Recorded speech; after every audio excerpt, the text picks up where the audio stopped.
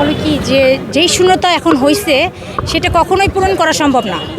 এটা যতই যাবে এটা পূরণ করার কোনো কিছুতেই সম্ভব না, কারণ যে হারায় সে দ্বিতীয়বার আর ফিরে আসে না। তাই এই শূন্যতা আমরা কখনোই পূরণ করতে পারবো না। আমরা চাই যে আমাদের দেশমাতা যে হারিয়ে গেল, তার যে একটা স্বপ্ন ছিল, তার যে একটা পরিকল্পনা ছিল, সেটা সঠিকভাবে পূরণ হোক আমাদের তারেক ভাইয়ের মতো করে, ওনার দিয়ে। কারণ আগে যখন উনি বেঁচে থাকতো তাহলে ওনার মাধ্যমে হতো। এখন আমরা চাচ্ছি যে তারেক ভাই যে আসছে বাংলা এত বছর পর, আমাদের জন্য সব কিছু 17 বছর পর আমাদের ভালোর জন্যই আসছে। আমি চাই যে একদিনে তো সেই স্বপ্নটা পূরণ হবে না, ধীরে ধীরে আস্তে আস্তে স্বপ্নটা পূরণ হবে। তো একদিনেই সব কিছু আশা করা যায় না যে একদিনই সব কিছু সম্পূর্ণ হয়ে যাবে। আসছে আমাদের নেতা, আসবে আস্তে আস্তে আমাদের সম্পূর্ণ সব কিছুই পূর্ণ করে দিবে। কিন্তু একটাই কষ্ট, ওনার মনে রয়ে গেল, আমাদের মনে রয়ে গেল, ওনার মাথা নাই, যার জন্য আমরা সব কিছু করলাম। আমাদের এত ভালোবাসা, আমাদের জনপ্রিয় খালেদা জিয়া মারা গেল, ওনার জন্য ওই জিনিসটা প্রকাশ করা যাচ্ছে না। মা মারা গেলে সেটা কীভাবে প্রকাশ করতে হয় আমরা জানি না।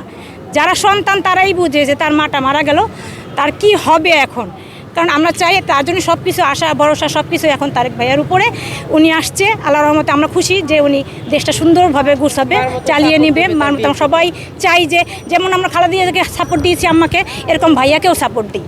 হ্যাঁ, তাকে আমাদের ভাইয়ার সাথে সাথে আমাদের নিয়ে যাবে, সন্তানের মতো দেখবে, দেখে সামনে রাষ্ট্রগুলো চালাবে।